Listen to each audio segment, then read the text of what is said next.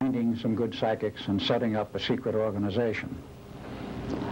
He did. That organization, founded in 1940, later became known as the Psych Corps. Very important for many reasons. It has been, until recently, the backbone and mainstay of some very high-level spying operations and intelligence on which many agencies have depended. Now, that organization in its infancy in 1940 was set up by hired psychics who could prove they had their stuff named together and knew what they were doing and could prove it. And they were given new identities and put in a secret warehouse in Arlington, Virginia, at least initially, and went about their tasks. Whether or not they ever found any missing key people, I don't know.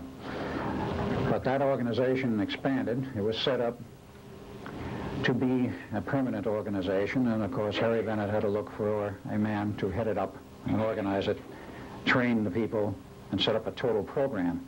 They found such a man late 1940. He was hired in 1941, and he set up the training programs. And from that point on, they were looking basically for pairs, identical paired twins, which were ideal for the type of training they were doing, mostly male, some female pairs. And if they couldn't find them as time went on, they did use computers to computer match, but this came much later. Eventually, the CIA was formed. They took over the organization.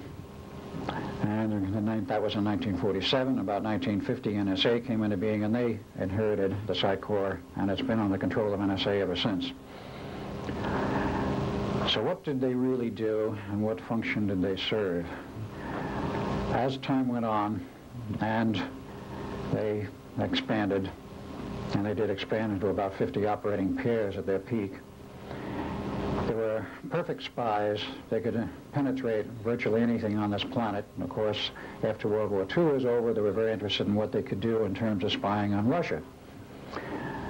Perhaps unbeknownst to us at first, the Russians also set up their own group, and there were several groups set up in other countries, but I'm only concerned with what happened here. The man who was chosen to head this organization up and actually remained its director until he retired in 1984 was a gentleman by the name of Emil P. de Costain.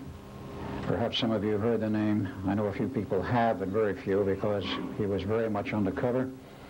He was born in 1900. A very unusual thing I found out about him, which hardly anybody knew about until after he had retired. He was himself a walk-in by guess who?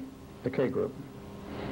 So if you want to do some spying on the organization that's spying on you, take over the directorship. And they did. Important for a reason, because of what it led into in terms of the two experiments. The Philadelphia experiment, as I previously stated, locked up with the Phoenix Project, and it could only lock up on a very critical date. And that critical date was the 12th of August, 1943, and the 12th of August, 1983. Theoretically, it could have locked up in 1963, but there was no ongoing experiment at that time, such as the Phoenix Project, which was required. Dr. John Van Neumann was, of course, the second and final director of the Philadelphia experiment. He was also the first director of the Phoenix Project when it came online after the war, and it went through several phases. But the important phase of the Phoenix Project was from 1975 through 1983, when they developed the capability of time travel and the time tunnels, as Dr. Carl Sagan liked to call them, the wormholes in space. Wormholes in space and time. They had the capability, and it was fully functional. Someone had to know, in order to get these two experiments on either end to lock up, that there were critical dates in which it would work, and the rest of the years in between it would not work. And someone had to communicate this information to both ends.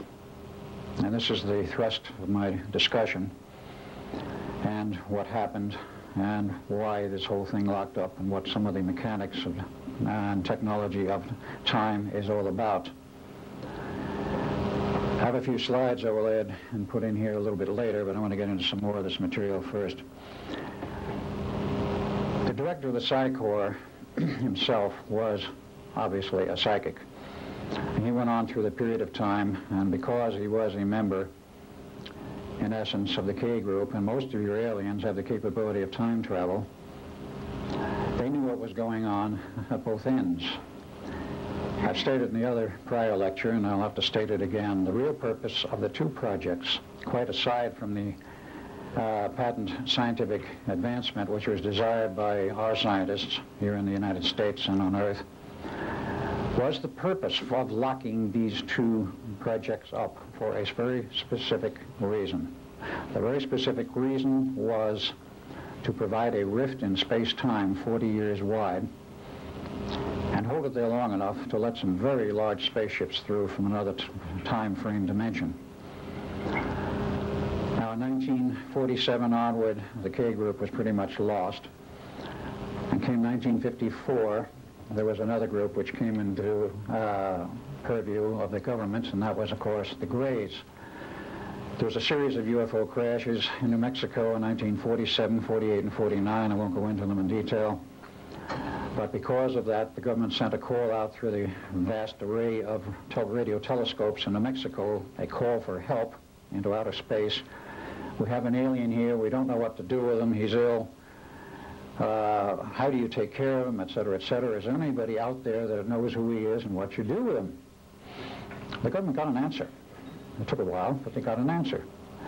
A group of small ships showed up in about 1953 with some Greys on them, and there was an exchange of ideas and thoughts, and some hostages went both ways, with a promise of return in 1954, which the Greys did do in very large numbers, landed at either Edwards or Holloman Air Force Base, or both.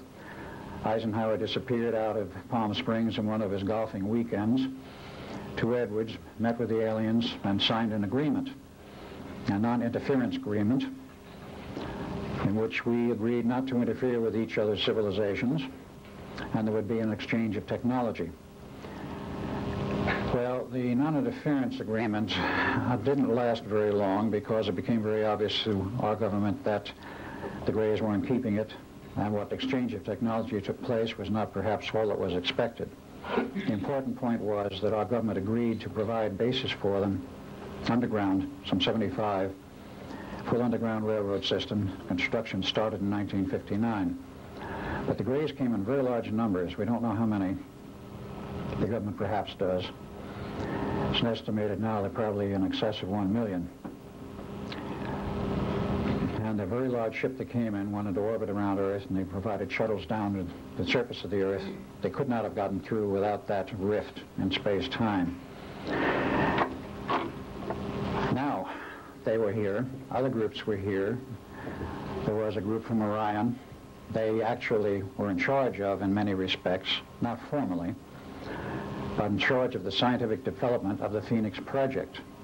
Therefore, they knew what it was capable of. They helped set up the science and the technology, and they also knew of the critical dates. The dates of 12 August is actually the function of the Earth's biorhythms.